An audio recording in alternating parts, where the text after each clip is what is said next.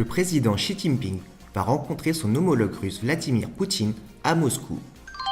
L'e-commerce développe les échanges commerciaux Chine-Russie. La Chine se prépare à l'utilisation commerciale de la 5G.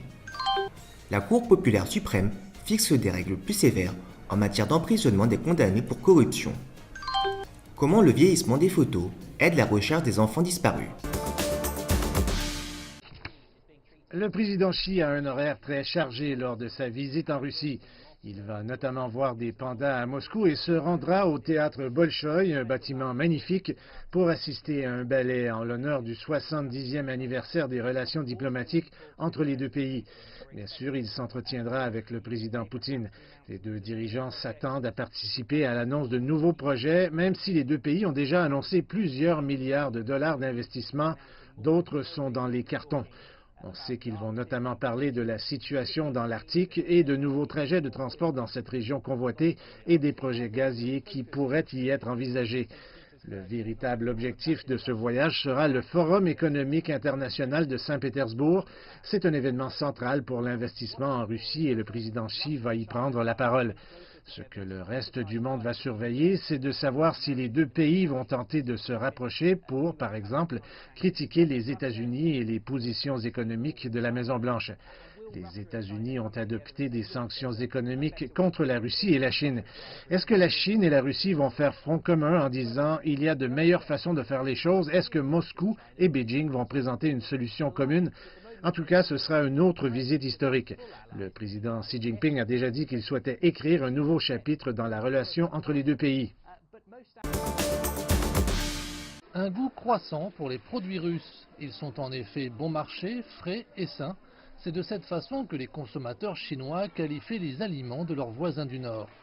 Désormais, les Chinois peuvent satisfaire leur appétit, commander sur Internet et se faire livrer à domicile grâce aux services de commerce électronique en ligne en plein essor dans le pays.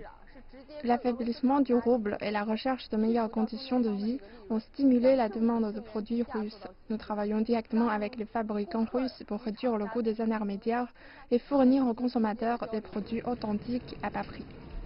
Le responsable du principal marchand de produits russes à Rereux déclare que la société a accumulé plus d'1,5 million de dollars de revenus issus de la vente en ligne. Dans cet entrepôt situé dans la zone économique frontalière de la ville, les employés distribuent jour après jour les produits importés dans toute la Chine.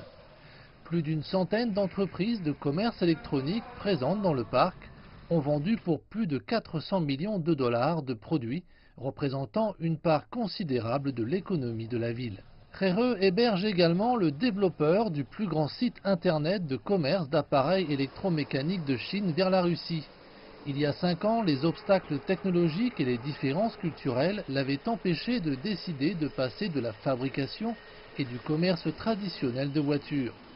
Mais tous ces efforts du marketing en ligne au développement d'une plateforme publique de commerce électronique ont aidé l'entreprise à traverser les flottements du marché. Pendant la période la plus difficile, Internet a permis l'accroissement de notre volume de vente et de nos catégories.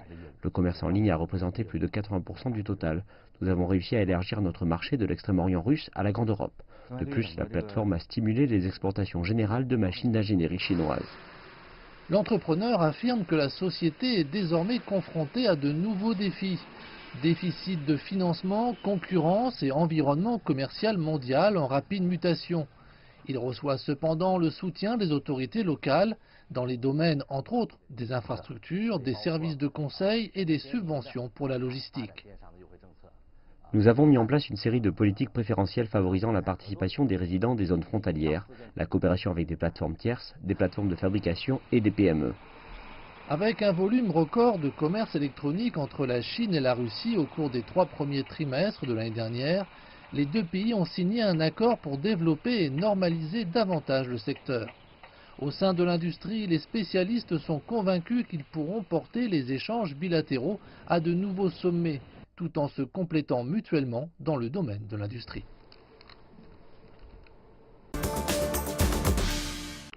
La 5G désigne certaines nouvelles technologies mobiles. La technologie permet aux utilisateurs de se connecter à Internet à des vitesses plus rapides et des délais beaucoup plus courts.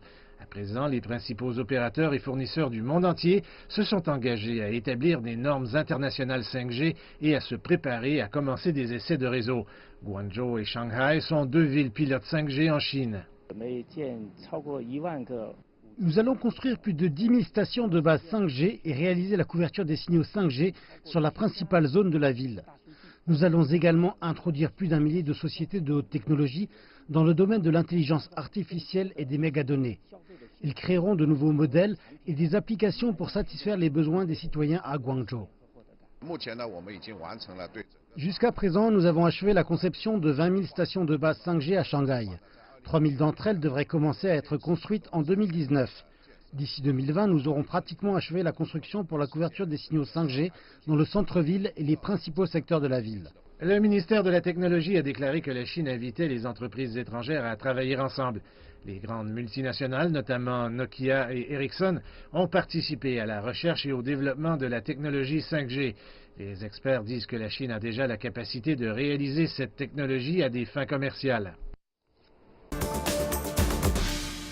Dans la dernière initiative en matière de lutte contre la corruption, une nouvelle règle émise par la Cour populaire suprême va rendre plus difficile la libération conditionnelle ou la réduction de peine des personnes reconnues coupables de crimes liés à la corruption. La directive, entrée en vigueur le 1er juin, dispose que les personnes condamnées pour corruption ne pourront pas bénéficier d'une libération conditionnelle ou d'une réduction de peine s'ils ne plaident pas coupables ou s'ils ne respectent pas les jugements judiciaires relatifs aux biens, alors qu'ils ont la capacité de le faire. Le texte clarifie également les conditions dans lesquelles la peine d'un détenu peut être réduite. Par exemple, les personnes reconnues coupables de corruption et condamnées à la prison à vie ne pourront demander une commutation qu'après au moins 4 ans de prison. La peine pourra être ramenée à 23 ans si la personne a un comportement méritoire. Les nouvelles normes devraient créer plus de cohérence car les pratiques carcérales ont varié dans le passé. Il est ainsi arrivé, par exemple, que les demandes de commutation aient été faites avant les 4 ans. Ces mesures vont rendre les réductions de peine ou les libérations conditionnelles plus difficiles pour les détenus corrompus, a déclaré Huan Chuansheng, professeur de droit à l'Institut d'administration de Shanghai. Selon M. Huan, la directive montre aussi la détermination de la Chine à lutter contre la corruption. Elle contribuera donc à réguler le comportement dans les procédures de communication et de libération conditionnelle afin de prévenir la corruption judiciaire. La police chinoise va promouvoir la technologie de reconnaissance faciale dans tout le pays pour aider à rendre les enfants enlevés à leur famille, a déclaré la semaine dernière un haut responsable du ministère de la Sécurité publique. La technologie d'imagerie, basée sur l'intelligence artificielle développée par Tencent Youtu, peut donner une image adulte d'une personne disparue à partir d'une photo prise alors que la personne était un enfant, a expliqué Sun Sichu, directeur adjoint du bureau des enquêtes criminelles du ministère. Même si un enfant a été enlevé il y a de nombreuses années et a grandi et que son apparence a beaucoup changé, les visages peuvent être comparés grâce à une reconnaissance faciale entre les âges, a-t-il déclaré.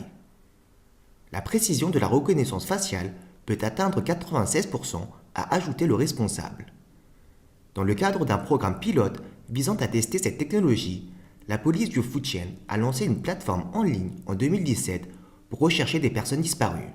Au cours du premier semestre de cette année, le système a permis d'identifier plus de 500 personnes. Le mois dernier, dans la province du Sichuan, la police a utilisé la technologie de reconnaissance faciale à intelligence artificielle pour réunir Kui Hao, 13 ans, et sa famille. Selon M. Tsun, la technologie sera étendue au département de la sécurité publique de toute la Chine après que plus d'expérience aura été acquise. Selon les données du ministère de la Sécurité publique, de mai 2016 à mai de cette année, 57 enfants ont été enlevés.